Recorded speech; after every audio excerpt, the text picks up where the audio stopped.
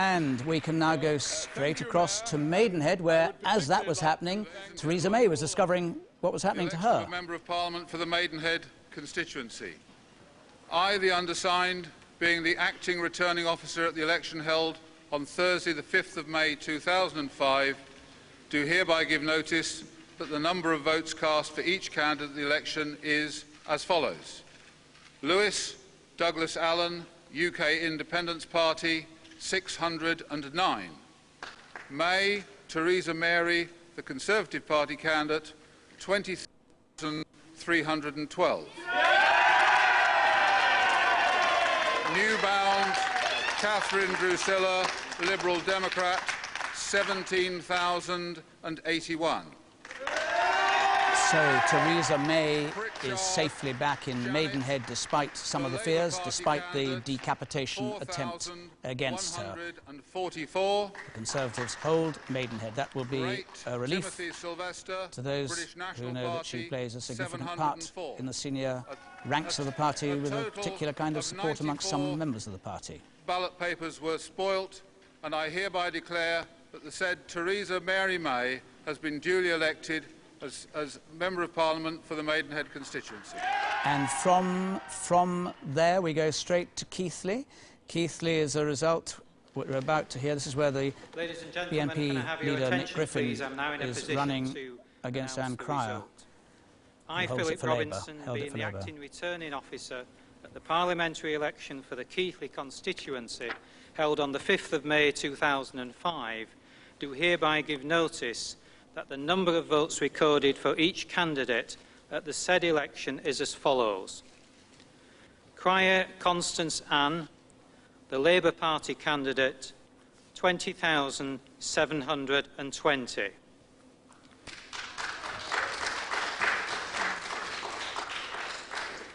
Fekri Nada, Liberal Democrats, 5,484.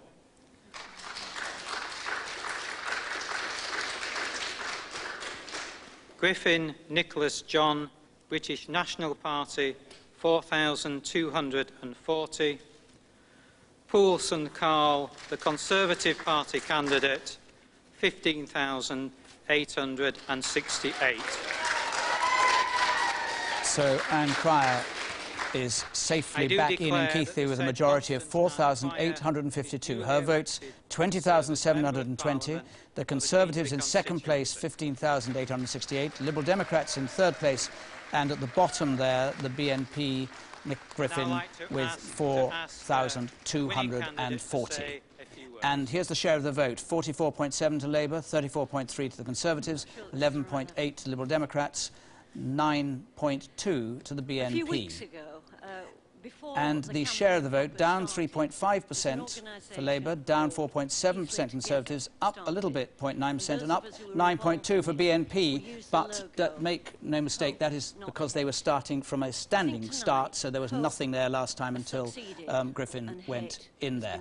Nick? There'll be a real relief, I think, won't there, that Anne Cryer has survived. Now, she has been pretty robust, pretty outspoken. She's taken some criticism from Labour colleagues for the way in which she's spoken on the issue of race relations and community relations. She was able to call on David Blunkett, though, both as Home Secretary and as former Home Secretary, to come to her aid. She argued, for example, how important it was for all immigrants and those who'd lived in the country a long time to have English as their a language that they could use. And she has fought off that BNP challenge, and I think there'll be a lot of people who are rather pleased about that tonight. While we were talking, there's some interesting things happening with the Tories, not just Theresa May surviving and increasing her majority against the Liberal Democrats in Maidenhead, but we've now got a whole series of recounts in Tory seats. Battersea was a recount, Sittingbourne and Sheppey, Guildford we've just seen as a recount, Shipley up in Yorkshire a recount. So the Tories, some places not doing quite enough, other places very, very close indeed. Seats that the Tories hope to gain. Seats they need to gain, in effect. I mean, when you say need to, if they're going to yes, those are exactly the sort of seats they just should have, rather than having to go to recounts. Those should be coming into their column. Gerald, I see someone with extraordinarily dramatic boots on. Yeah. Who is that and why? It is Theresa May, and I thought that she might lose the heel of her boots, but she's survived. She's wobbled, but she's come out being fine. So this drawing I guess, is redundant. Right. Do you have a fetish about boots, or did you just think... No, but she does. Yeah, I thought you might say that. Anyway, Alistair Stewart now can bring us up to date with how the Liberal Democrats are doing, can't you, Alistair? Alistair? Yeah, I could do. I was quite taken there by the woman who said we mustn't be the nasty party anymore, doing extremely nasty things there in Gerald's cartoon. Anyway, let's put that Maidenhead result up into the battleground, because there are very interesting things happening here. This is a new battleground that I've not introduced you to before. It's quite a small affair, but it's a very, very important affair. It is the list of seats that the Liberal Democrats hope to relieve the Conservative Party of. It's that decapitation strategy that we were talking about earlier on. So there we are, blue already, Maidenhead. That's Theresa May retaining her seat. Now, Bournemouth East was also one that the Tories held. That's not important in the sense of it being decapitation, but it's another sign that the Liberal Democrats are not seizing seats from the Conservative Party. And if you join me right up here, you'll see the star turn in the decapitation strategy, of course, Michael Howard, the leader of the Conservative Party. If they can't get rid of Theresa May in Maidenhead, the chances of them getting rid of Michael Howard are somewhere south of zero. But there's one other really big hitter in the Conservative Party who has every reason to remain nervous tonight, and it is the popular Member of Parliament in the last Parliament for Dorset West, none other than Oliver Letwin, the Shadow Chancellor. He loses that seat on a swing of just over 1% of 1,400 vote majority. It's still going to be quite tight down in Dorset, but the Lib Dems, perhaps that's one of the reasons that I've just explained to you. They're not having a great night. They'll be looking to Oliver at about 3:30. Alistair, thanks very much. Cardiff Central is an extremely interesting seat, very marginal, and a lot of students there. Maybe Liberal Democrats are very likely to take it from Labour. We shall see. There is the count preparing. They're not yet up on the stage yet. But Nick, Cardiff Central is interesting. Yes, and I think actually the Labour Party has almost written this seat off as a defeat, and the Liberal Democrats have banked it some time ago. There's a large student population. Yeah. That's right, and this is one of the seats that, as Estelle Morris was just saying there, they're pretty sure they were going to lose. After 155 seats so far, the turnout is 57.21, but I don't think we should read too much into that. The turnout, however, is up 2.4%. We shouldn't read too much into that. Colin might be able to tell us about that if we have a chance. Labour has held Oldham East and Saddleworth, incidentally, which again was a seat that Liberal Democrats might have hoped to get. That's Phil Wallace, who's deputy to the leader of the House, who has that seat. It's a bitter, bitter fight there. They'll be very pleased they've held on. They held Batley and Spen in Yorkshire as well. It's another example of a Conservative seat, ex-Conservative seat, that they held and they failed to get it. Here is the Cardiff declaration, just about to start. The Labour majority here last time round was 1.9%, so it only needs a swing of 0.95%. I'm the set that John Owen Jones is hoping to be back, but probably not going to. Jenny Wilcott is the candidate here. Liberal Democrat candidate, I should say. She's looking quite happy, standing just to the left of the returning officer. There'll be quite a lot of candidates there we're going to go through, but you might get here a combination of anti-Iraq sentiment amongst Liberal Democrat potential supporters as well as student fees. Ganlyniad, etholiad, etholaeth, Cardydd, canolog. This is the election result for Cardiff Central constituency. Captain Beanie, New Millennium Bean Party, 159. Captain Beanie, New Millennium Bean Party, 159. Greg Richard Rees, Plaid Cymru, the Party of Wales, 1,271.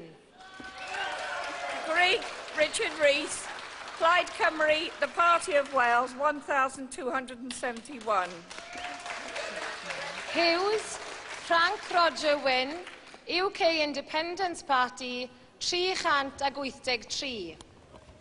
Hughes Frank Roger Wynne, UK Independence Party, 383.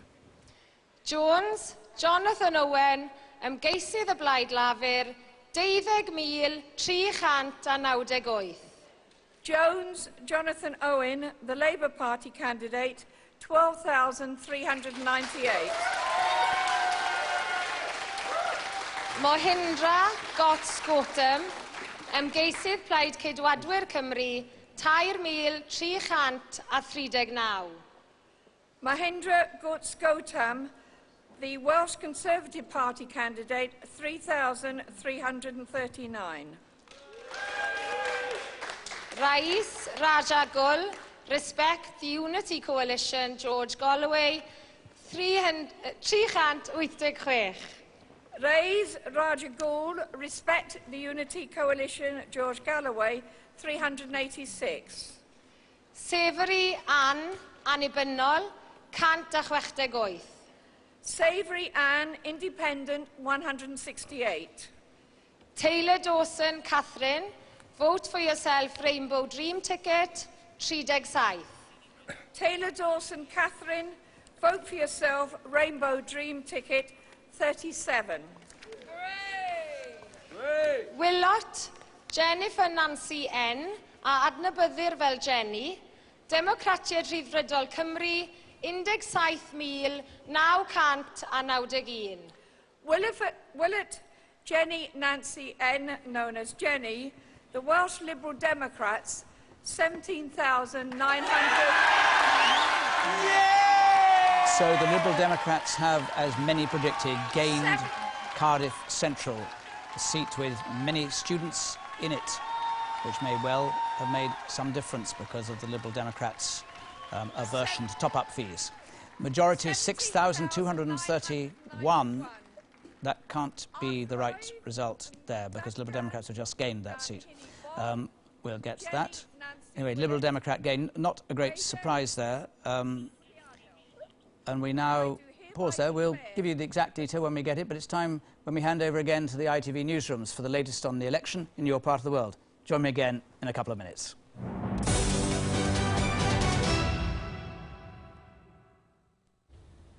Good evening, I'm Jonathan Wills with the headlines from the election results here in London. We start with news of a Conservative gain, partly in southwest London. Justine Greening has overturned a Labour majority of more than 2,700 4 years ago. Her margin of victory tonight over sitting MP Tony Coleman, just over 1,760 votes, a swing to the Tories of more than 6% there. And we hear there's a recount in Battersea. The Tories have held Rochford and Southend East in Essex and Romford, and the former Tory leader Ian Duncan Smith holds Chingford and Woodford Green. Another Labour loss, Hornsey and Wood Green, has been won by the Liberal Democrats.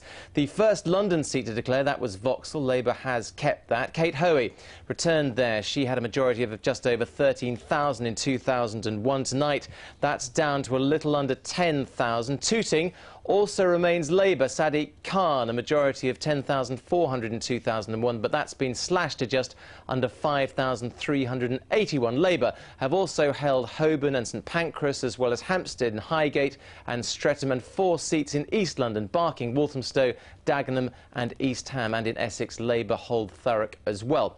We're still waiting for Orpington in Kent, won by the Conservatives at the last election with the slender majority of just 269 votes. The Tories' John Horam is doing his best to fend off the Lib Dems, who had it firmly in their sights this time round, said in fact to be number 2 on their list of target seats. His opponent from the Lib Dems is Chris Mains, and this is the 4th time he's fought John Horam for Orpington. Another result to watch out for: Bexleyheath and Crayford, a definite marginal held by Labour with a majority of less than 1,500. The MP there, Nigel Beard, enjoyed a visit early on in the campaign from the Deputy Prime Minister John Prescott. Right, that's it. I'm back with an update in 2 hours' time with more results from the capital. Now they're back to ITV's continuing coverage of results. Goodbye.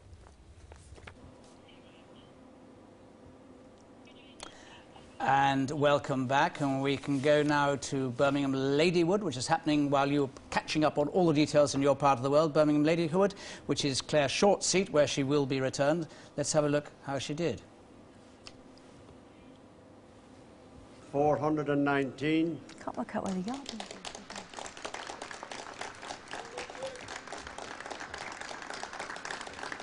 Mark Cattell, BNP, 1,278. Gillian Christian Chant, UKIP, 641. Vicky Ford, Conservative, 8,965. Louise Howdley, Socialist Alternative, 120. Richard Thomas Boycott Rogers, Common Good, 428. Here we are at Sedgefield again, where no one is yet quite up on the platform, but they will be there soon. Labour, just look down on the right there, 203 now, 203 seats against the Conservatives 31. The Conservatives will catch up enormously, but that 203 is against the 324 winning post. We will be watching that tally right the way up to that winning post, at which point we can say that this record has been achieved formally, as opposed to knowing that it's going to happen. We've talked about how difficult this campaign was for Tony Blair. This is going to be a difficult evening for him, not because he'll lose his seat, of course he'll win it, but he's going to have to stand alongside Reg Keys, whose son Tom was killed in action in Iraq, who stood against him as an independent, and how Reg Keys deals with that meeting, how the Prime Minister deals with that meeting will be an interesting test of him on this night, whereas in the past, when he stood for election, it's been a very comfortable, warm evening up in Sedgefield. Even here in his own constituency, that Iraq war comes back to haunt him a little. Michael Portillo. His face is completely different from 2001. I mean, not only is he an older man, but in 2001 he was beaming from ear to ear. Here he and his wife are looking really pretty sombre about the whole thing. Absolutely, that's exactly what was crossing my mind. He's very serious. There's no sense of, wow, this is terrific fun, I've now got a record.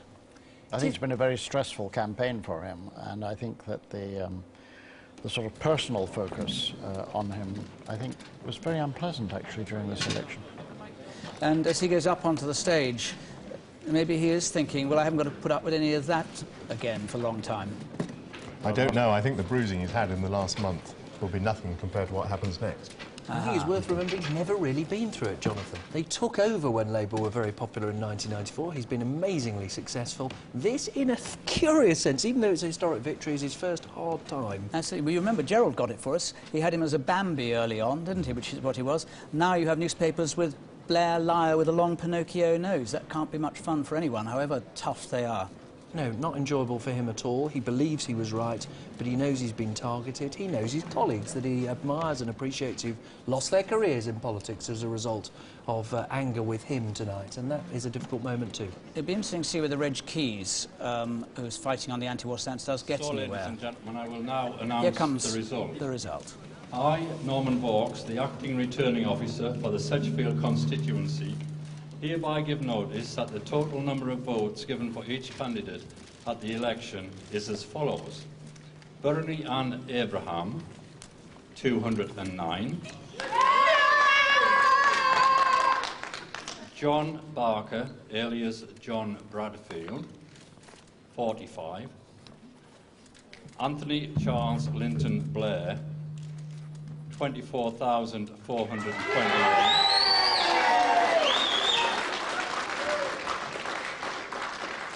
Shuri Blair-out Gillam, 82. Julian Fraser Brennan, 17. William John Brown, 646. Robert Woodthorpe Brown, 4,935. Jonathan McQueen Corburn, 103. Mark Neville Farrell, 253. Helen John, 68. Reginald Thomas Keys, 4,252.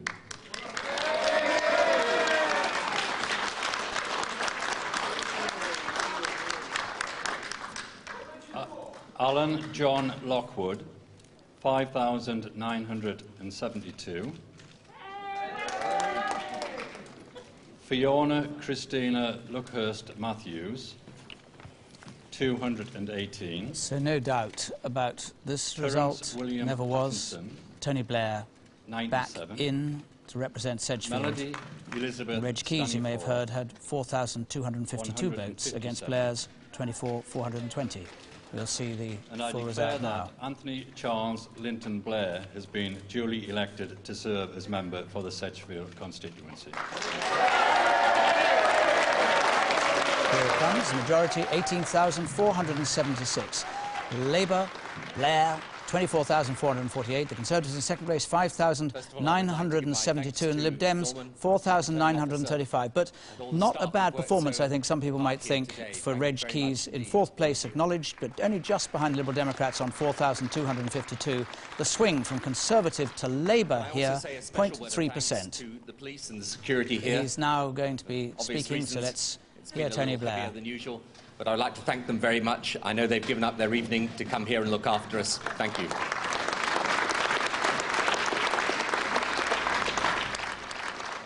And thank you most especially to the people of the Sedgefield constituency for re-electing me as your Member of Parliament. I'm proud to serve you. You've always been loyal and good and true to me. And I will do my best in this term of Parliament for Sedgefield, for this constituency, for the people in it. If, and I say if, the predictions are right, it also looks as if the Labour Party is heading for the first time in its history for an historic third term.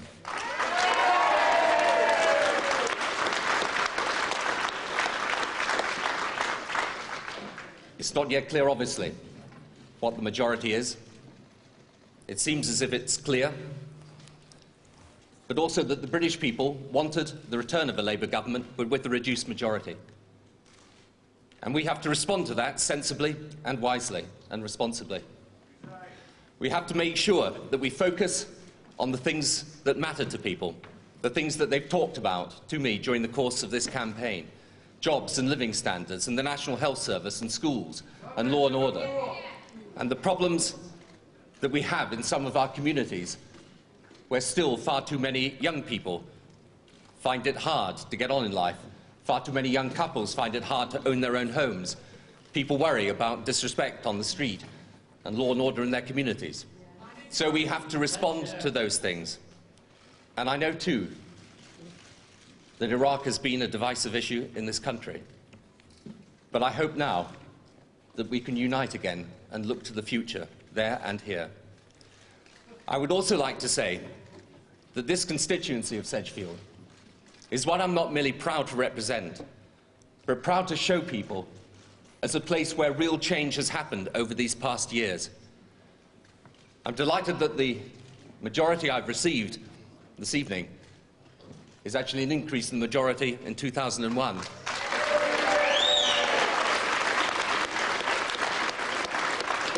And I like to think that that is in part due to the fact that in this constituency there are more jobs, there are higher living standards, there is investment in schools and in hospitals and in extra police, and that people in Sedgefield genuinely believed that this government is trying to be a government delivering for them. I would like to thank people again here tonight. I'd also like to thank my wife Cherie and my family, who've stood by me so well and given me such support, and my party supporters and members here, John Burton, my agent, and all his team. It's not always easy for them, but they do a fantastic job. And sometimes I don't think they know just how grateful I am to them. So many thanks indeed for re-electing me again this evening. If it is correct and we are returned to government, thank you for that also. Our job is to serve people. It's what I've tried to do in Sedgefield. It's what we'll try to do for the country. Thank you. A very, to my mind, downbeat Prime Minister. Remember, this is an extraordinary achievement. This is his last election campaign he's completed as Prime Minister. He's not going to run again, but he has achieved this extraordinary record that we've been talking about. He referred to Iraq as a divisive issue and says, I hope we can unite again and look to the future, and then said, as modestly as he can do, our job is to serve. But I was just struck, I don't know about you, Nick, first of all, by the extraordinary downbeat, tired look there was to him. I thought if you'd watched that without the sound on, you'd think he'd lost. And you saw a conciliatory hug from his wife Cherie just at the end there. Really looked as if he'd lost, not got that third victory. And it may be that it really came as a shock. I think because the polls began to move in Labour's direction, or appeared to at the end of this campaign, they thought they'd win. We've just heard there's to be another recount in Shipley, a marginal seat. Now, I visited Shipley with the Prime Minister. The sun was out. They thought they got it in the bag. He was giving a speech about the Liberals taking it away from a Labour victory, and one close person to Tony Blair said to me, we're going to win by over 100. I think what's happened tonight is the shock of that expectation dashed is hitting home even to Tony Blair. Lord Steele, how do you read it? Well, we've taken 3 seats from the Labour Party already: Cardiff Central, Dunbartonshire East, Ceredigion, and 4, in fact, Manchester-Withington. Manchester-Withington, which yes. is not even on my list. I mean, it's a complete surprise. So clearly, the Liberal Democrats have done well.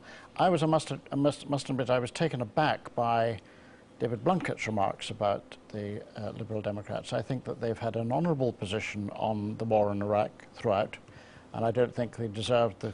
Do you think votes have gone to Liberal Democrats because of the stance on Iraq? Partly, but not entirely by any manner of means, partly. Michael, what do you make of that? I mean, Nick's point right, it was almost like you in Enfield Southgate. No, I managed to smile. Yeah. Right, when I lost, I smiled. I've never known someone talk down his own victory before. I mean, he really is downplaying it because... By the way, we've won 3 times. It looks as if they're going to have 150 seats more than the Conservatives. By the way, I have a theory that the marginal seats are actually proving to be less dynamic than the rest of the country. In other words, that what Labour feared, that there would be more movement to the marginal seats, the opposite is happening. There's less movement to the marginal seats. Seats that the Conservatives thought they were going to win are actually recounting. Gerald, there you have the man himself, I think. Yeah, well, I was struck how glum he looked, considering he'd won. I just wonder... I just thought I'd do a portrait. It's amazing. We've been doing that while you were watching him speak. I had partly started, but I can put them, even at the facial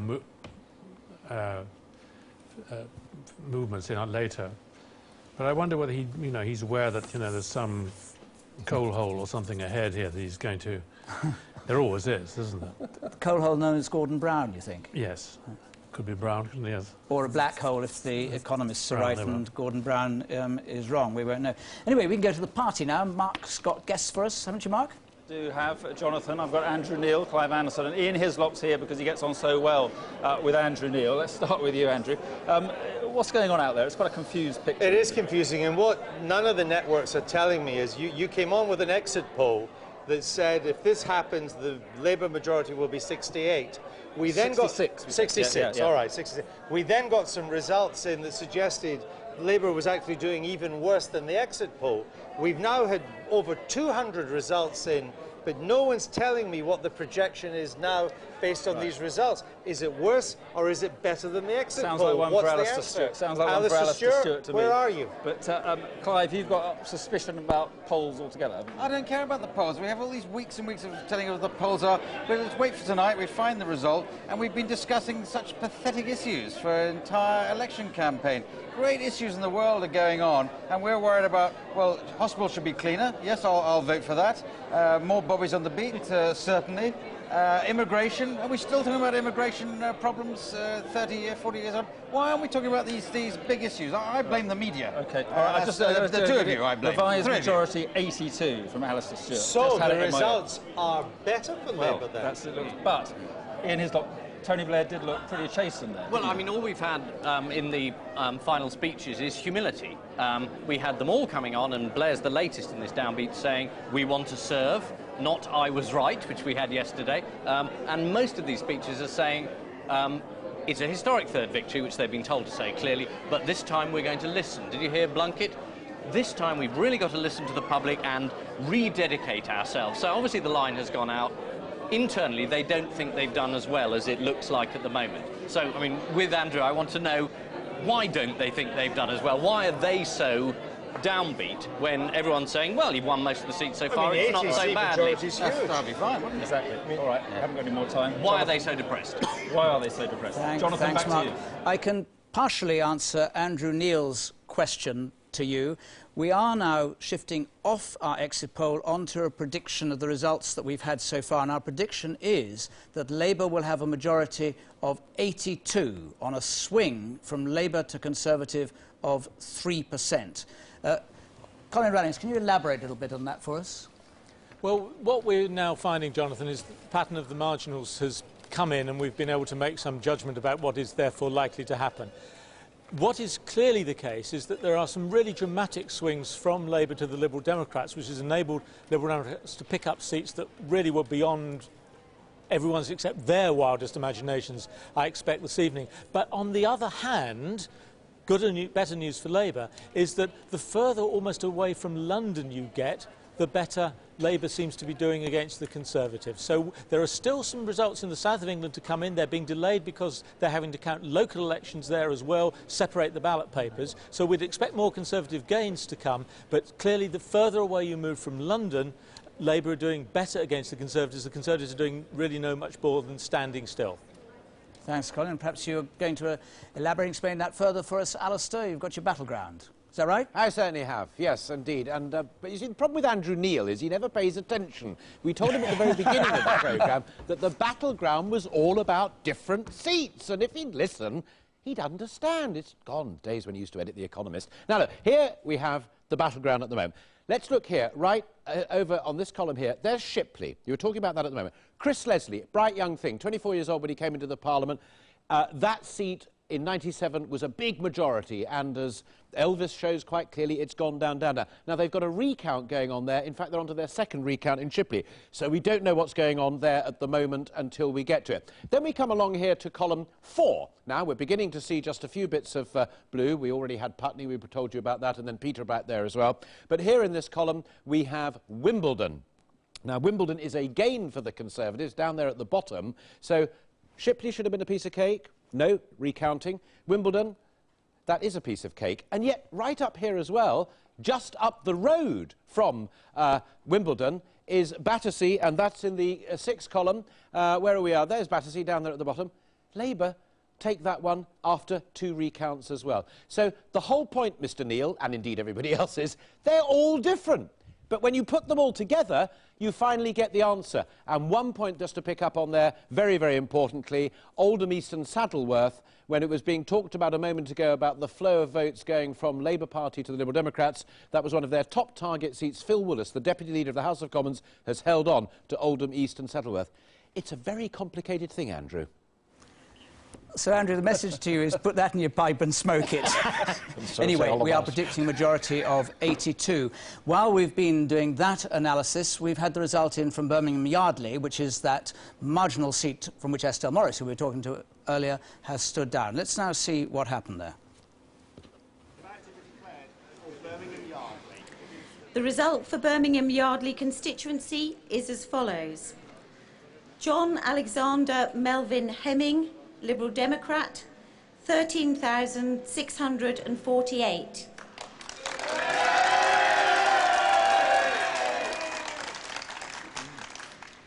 Jane Elizabeth Innes, Labour, 10,976. Okay. Robert Purcell, BNP, 1,523. Paul Singh Upal, Conservative, 2,970. Mohammed Yaqub, UKIP, 314. This represents a majority of 2,672. So the Liberal Democrats have gained Birmingham Yardley, majority 2,672. Mr Hemmings, who we were talking to earlier, got 13,648. Labour, 10,976. The swing from Labour to Liberal Democrat, 8.8%. One of these big swings from Labour to Liberal Democrat. Here's the share of the vote. 46.4 for Liberal Democrats, 37.3 for Labour. And the change in the share of the vote... No change in it. Now, we're getting some very interesting stories in here. First of all, reports that Bethnal Green and Bow, as we were reporting earlier, is very, very close indeed. And, which will be astonishing if it's true, we're getting reports that Enfield Southgate, the seat that was Michael Portillo's and went to Stephen Twigg, has been returned or is going back to the Conservatives. That is not confirmed, but that's the story we're getting from the count. Quick response on that, Michael. Stephen Twigg, the Labour candidate, was pretty nervous about losing it, and he said that the candidate in 2001 that he fought, the Conservative, was not a particularly popular candidate. This time the Conservatives put up a local man, David Burrows, a family man, very popular, rather charismatic chap, and Stephen Twigg was worried. He said, this is a more marginal seat than it would appear from the rating. Because on paper it needed a large, in terms of what's been happening this evening, 6.6 swing to the Conservatives for them to regain it. Yeah, I mean, I suppose history must count for something. I mean, this used to be, obviously, a very safe Conservative seat. We've got used to it now being a Labour seat, but Stephen Twigg knew that it was more marginal than it seemed.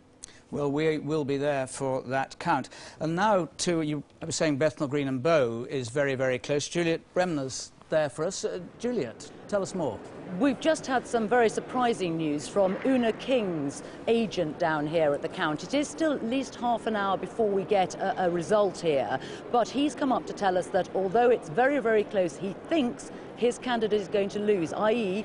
Labour will lose to George Galloway and his Respect Party. That's the anti-war party. Remember, he is the Labour rebel who was kicked out of the party because of what he said about the Iraq war. He stood here in a constituency that he knew had a potentially good vote for him because there are a high proportion of Muslims here, a large Bangladeshi population. Apparently the turnout is very high, which is why it's taking longer to count than we had anticipated. And we think now that Una King is going to lose that. That would be a tremendous shock. That would mean he's overturned a 10,000 majority. We knew that it was always going to be close, but I think that they hoped they'd just held on. They would have had enough support from the white vote here. It doesn't now look as if that's going to be the case.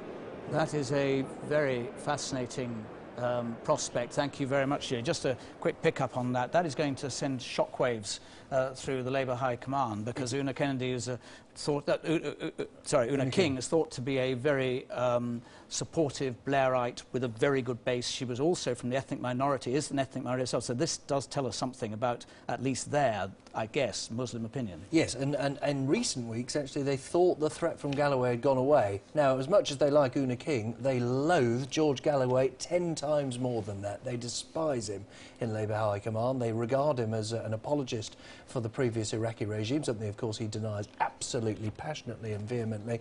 But to have him in the Commons, able to goad and to provoke the Prime Minister week after week, which he would try to do, is something they will not enjoy. We can see Una King there waiting to hear what she's done. Incidentally, Rochdale has been gained back by, this has got back and forth, Rochdale gained by the Liberal Democrats there.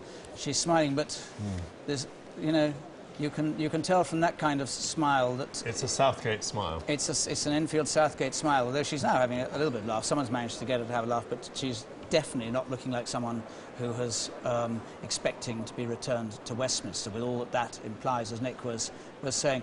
Anyway, now let's have a summary. We're getting an enormous number of stories coming through and changes and upheavals in this very remarkable night. Let's now have a look at what the summary tells us.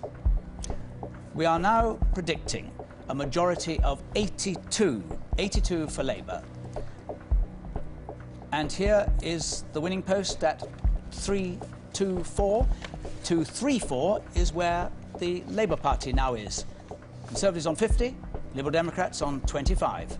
324 is that winning post. And here are some results. This is the Western Isles, and as I said, I'm not going to pay any disrespect to the inhabitants there by trying to pronounce it correctly. Nahe Alenian and Ya, forgive me. Majority 1,441. The SNP there have gained that with 6,203. The Labour Party in second place, 4,772. The swing from Labour to SNP in that seat, 9.3%, but that was a real target for the SNP. Dunbartonshire East, Liberal Democrats have gained a majority of just over 4,000. The swing from Labour to Liberal Democrat, 7.5%. And Hornsey and Wood Green in London. Here is a massive swing. Look at the bottom there. Labour to Liberal Democrats, 14.6%. Liberal Democrats on 20,512. Labour, 18,117. And in Ismon, Labour have held on there. This is what's so interesting. Labour's held on there.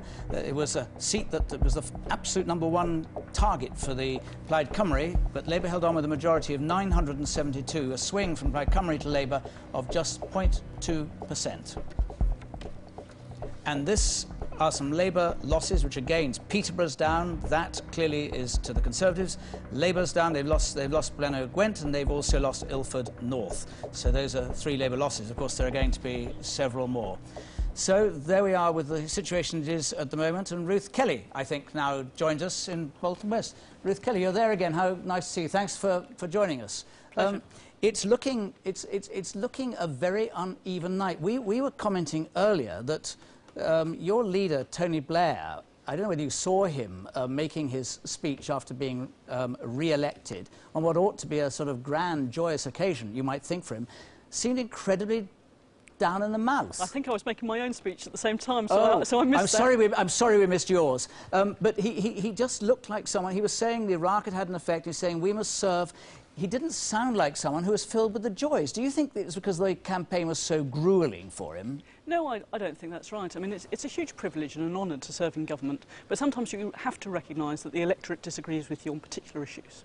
And I think with Iraq, there's an acknowledgement that people held really strong views on each side of the argument, and it's right to respect those who didn't hold the government's view. And I think Blair's speech was an acknowledgement of that. We're getting some extraordinary results coming in. We don't know yet because it hasn't yet been called, but Enfield Southgate looks as though it's going back to the Conservatives and that Stephen Twigg is going to lose it. These things, how do you come to grips with them? We can actually see Enfield Southgate as well while you're talking. Well, also junior minister in Ruth Kelly's department. And yes, junior minister you're going to lose. And it would be a really sad loss for the Commons, I think, if Stephen were to lose his seat. So I very much hope that he manages to hold on. I think there are big regional differences here.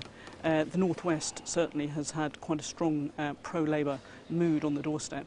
It may be slightly different in London.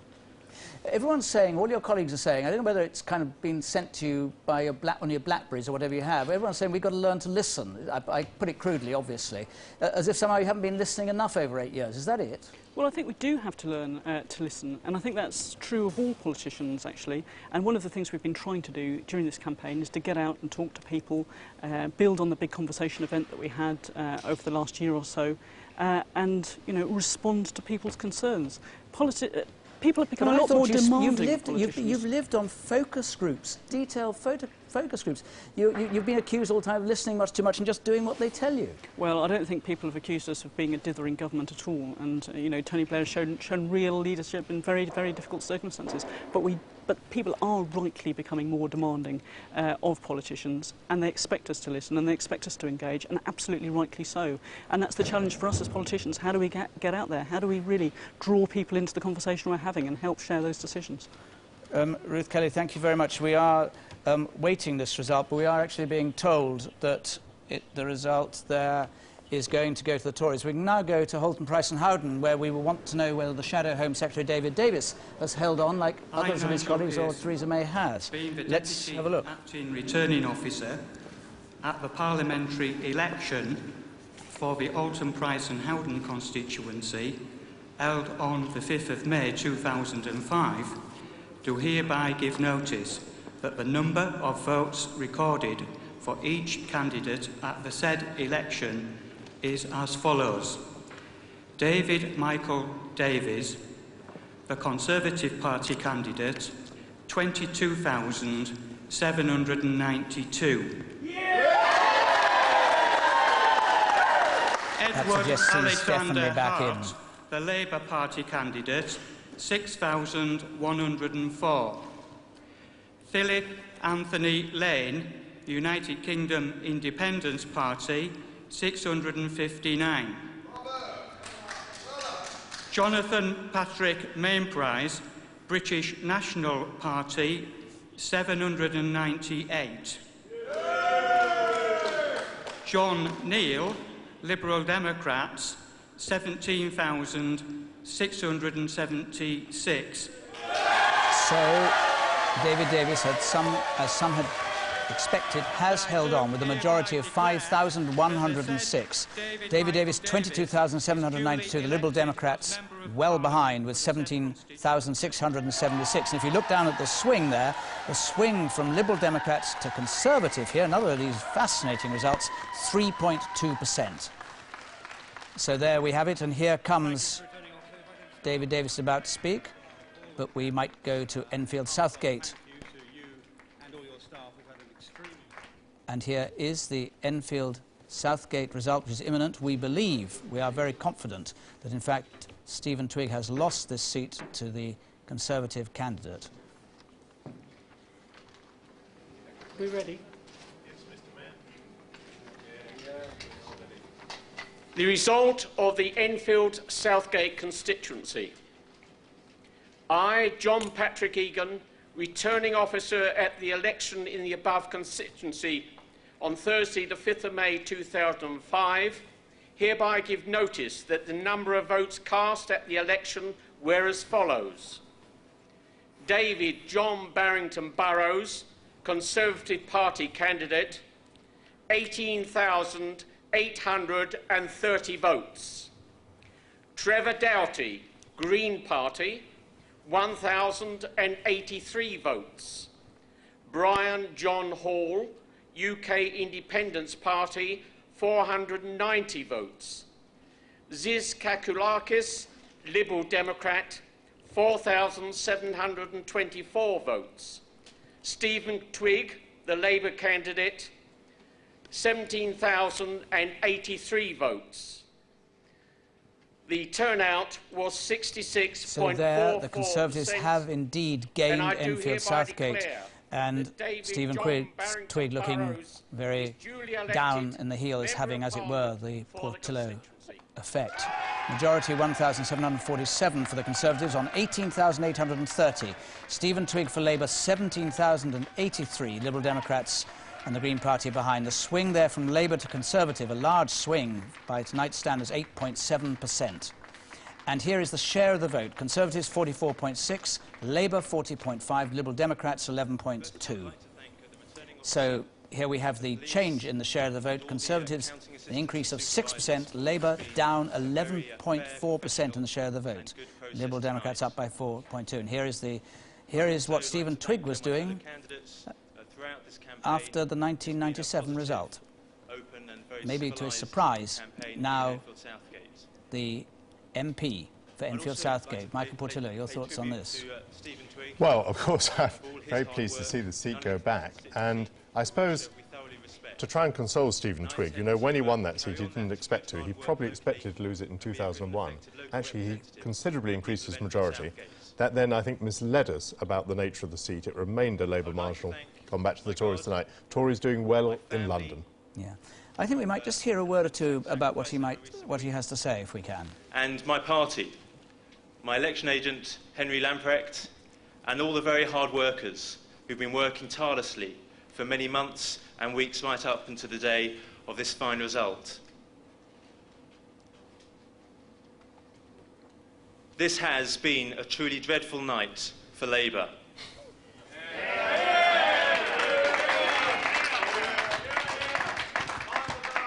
Well, I think the young MP is saying what he thinks he ought to say. It's not quite a dreadful night for Labour, but Stephen Twigg is actually much liked, Nick, across the House. He was much liked, as in fact Michael was saying. Yes, he's a popular MP and a popular education minister as well. And there'll be real disappointment in Labour ranks that he's gone, someone they saw as a rising star, not just liked but seen as a talented man. Isn't it fascinating to see how the Liberal vote is playing out in different ways? Here is a seat where exactly what the Prime Minister warned of has happened.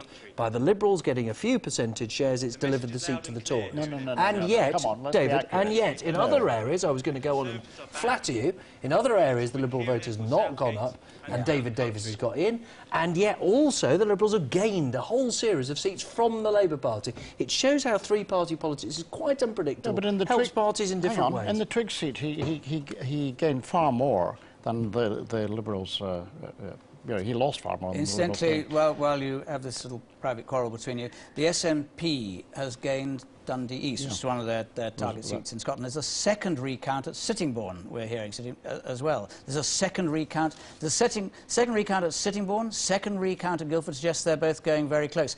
It hasn't stopped Alistair Campbell saying what others might have said, saying that the third term, Alistair Campbell, who played a very key role, incidentally, in this campaign, having come back in, saying that this third Labour term was a phenomenal achievement, and the Tories were flat-lining and failed to win over the public. We can now go down to the party, where one former Conservative MP and his wife, you'll see who they are in just a moment, with Katie. Yes, indeed, they are, Jonathan. And it is, of course, Neil and Christine Hamilton. I'm delighted that they're here to react to what is beginning to be a rather more interesting night now, Neil. I mean, I'd hardly say it was a dramatic turn of events, but we've certainly seen a story now, haven't we, with Stephen Twigg being ousted and a rumour as well of George Galloway coming in.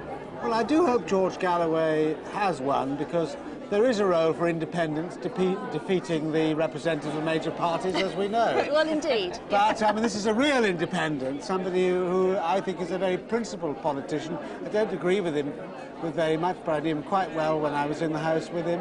And if he does win, I should be delighted. I think it'll be good for democracy. Now, Christine and Neil, on a night like tonight, when we're in the midst of the political maelstrom and we can see the beautiful view behind us of the House of Parliament, do you miss it? Absolutely no. This is actually, tonight has brought home to me quite how delighted and thrilled I am to be out of it. I really am. We had 26 years in it, but I wouldn't go back for all the tea in China. No, this does not make me feel nostalgic. It makes me feel happy, liberated and joyous to be out of it. If I were a candidate in this election, I wouldn't be able to be here enjoying this party. Oh, well. So you see, there are practical advantages to not being involved in this election. Indeed, a different kind of party politics going on here tonight. Thank you very much indeed for joining us. Time to go back to the studio now. Back to you, Jonathan. Thank you, Katie. There's a very interesting seat in Windsor. It's a safe Conservative seat, but if it returns the candidate, it will be the first black returnee for the Conservative Party in the House of Commons.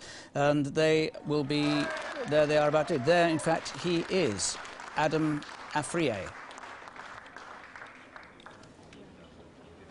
Here, he runs a company, Sunday Times Top 100, one of the fastest growing private companies. And he's also chairman of News and Information Services, a company called de Havilland. But it's what's interesting about this is, Nick, that the Conservatives have been saying is that there is a much larger number of individuals from the ethnic minority parties who've becoming candidates. There is a real shift there, isn't there? Well, if I can embarrass Michael Portillo, it may be that the legacy that he left to the Tory party was not to lead it, but actually to persuade it to make this change, along with others, of course, but he was a very important part in making that change. Now, at this election, many people find this hard to believe, there were more black and ethnic candidates for the Tories than any other party. But, and it's a very big but, most of them were in completely unwinnable seats. Adam Afriyie is one of the exceptions, a rare exception, but it's an important change. It proved to be a necessary but not a sufficient change for victory. Absolutely. Well, with news that Liberal Democrats have got another gain in Leeds North West, let's have a summary.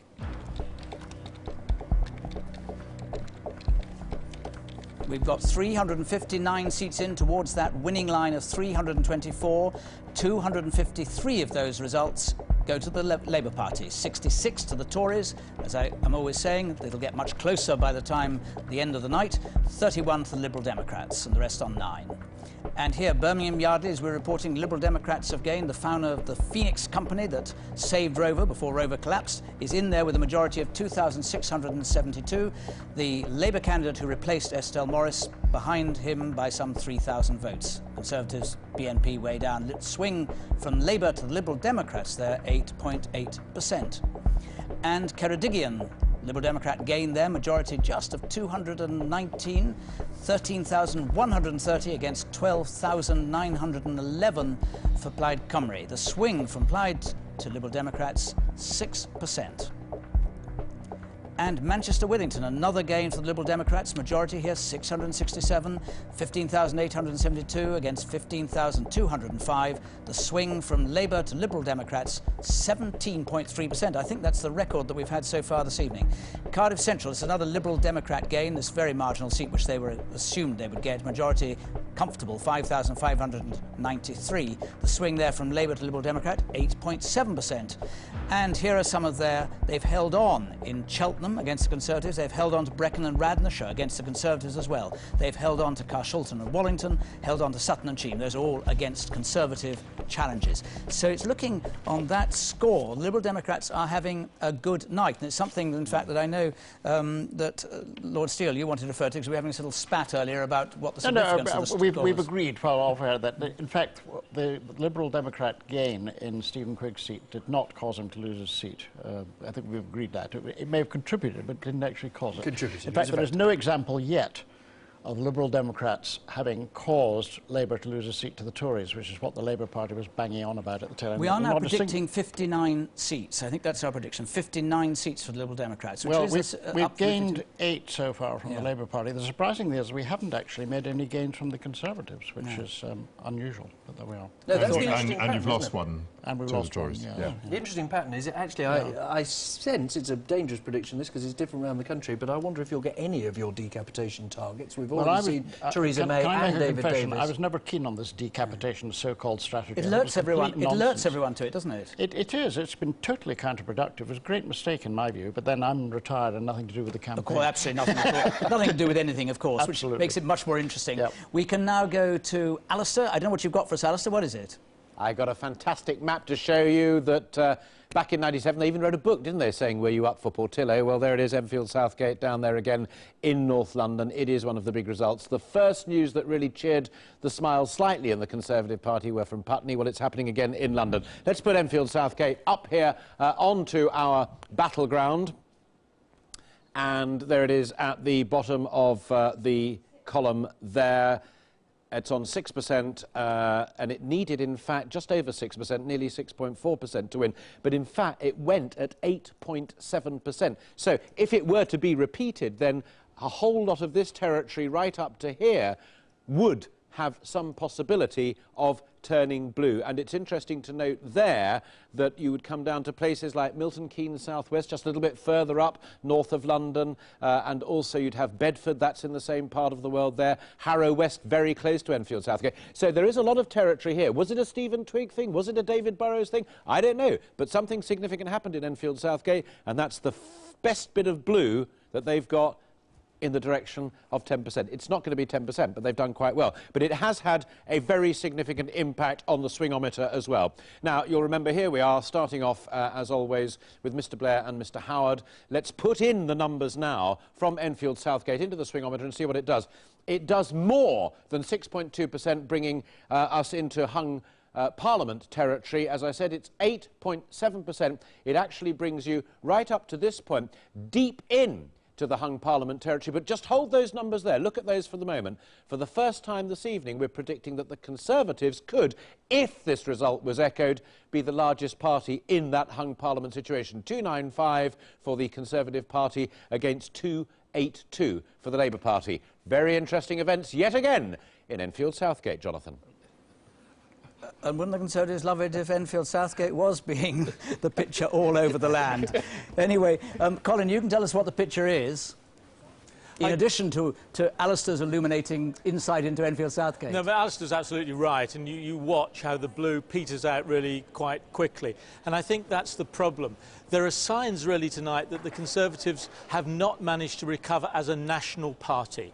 Where they're still doing well is in London, in parts of the south of England, and we'll hear more about that later, and we'll hear more Conservative gains. They've also incidentally got back in Wales. They've won Monmouth. But the most marginal seat in Scotland, Dumfries and Galloway, which under its old boundaries they held, Labour have managed to fight them off tonight. So it's the same problem that they've had really ever since 1997. Accusation that they've become something of an English party, and worse than that, a sort of suburban rural English party. And as Mrs Thatcher knows, you don't win elections in this country unless you have appeal right across the Great Britain. Thank you, Colin. There's another of those recounts. This is at Hempstead, which is a Tory target held by Labour. Charles Kennedy, leader of the Liberal Democrats, is on his way into his county, the Dingwall Leisure Centre, and I think we can see him as he arrives there. He will be feeling not too bad, I guess. David? Steele? I think so. I think he'll be very confident there, and I think we won't get the result of the neighbouring seat till tomorrow, but Inverness, I think, will come our way as well. And let's go now. After that, we'll wait for him. There are all sorts of people walking in and out of shots all over the country, and we're trying to get them all. And this one, he's not running. We will be there when he arrives. And George Galloway is in his constituency, waiting, I think, to speak to us in Bethnal Green and Bow. But we will go to him when we can. Nick, you wanted to tell us something. I was just going to say, I think Charles Kennedy, and I think it's probably fair that we pointed out before they do, they'll say the exit poll was wrongest about the Liberal Democrats. We showed the big increase in their vote, but not the big increase in seats that they're getting. Here is a happy-looking Charles Kennedy. He's much the most cheerful-looking person we've seen this evening, actually, of the politicians. Maybe he thinks he's glad it's all over, and he's going to get not only get, in his own terms, quite a good time. He's talking to us. Really good news, and much more to look forward to. Nope, there he is, a quick note from him. Just look at the tally there. Labour on 261, Conservatives 71, Liberal Democrats on 34. And as we were saying, we're predicting that they will have 59 seats by the time the night is over. George Galloway has taken this seat. There he is in Bethnal Green Bow, and he is the victor. He's looking very thoughtful at the result, but smoking his cigar, his signature cigar. Now this is an extraordinary result. Here is a man who was expelled from the party because of the things he said about Iraq, has parachuted himself from Scotland into the heart of London, Bethnal Green and Bow, and ousts Una King, who had a comfortable majority, a very comfortable majority in that seat, was a loyal Blair supporter and regarded very highly inside the party, and was also a member of the ethnic minorities herself, and took the stance in the party of saying, I support Iraq, and that seems to have done the damage to her. We've been rejoined by Lord Haddesley. Roy Haddesley, how do you read this result? Well, it's a tragedy. I think an awful result. If nothing else had spoilt my night, this would have spoiled my night. I think the sort of campaign that Galloway's run has been a disgrace. I'm not going to go into the complications of Una King's ethnic position, but I think that's a complication in the area. As I can be more vulgar than you can, are you saying that he used race or ethnic origin? Is that what you're... I mean, we have to be very careful what we say about these things. You're not saying that. I'm being careful not to say that, but I think the fact that she was a member of the ethnic minority, or seemed to be, but nevertheless did not support the ethnic minority cause, which was Iraq. The fact that she was not religiously part of that community was a complication. I'm not saying Galloway yielded against something. It was a complication in people's minds. I think it was a very complicated reason for her defeat. But the real tragedy of this is not just Galloway's character and his record in the House of Commons, but the fact that he had a vote, is a vote for celebrity. We've had a lot of Galloway publicity, we've had a lot of flamboyance, and he's won, in my view, because he made a lot of noise, and that's a rotten reason for becoming a Member of Parliament. OK, well, if he wants to, George Galloway, I'm sure, we'll be only too willing to let him say what he wants to say as a result.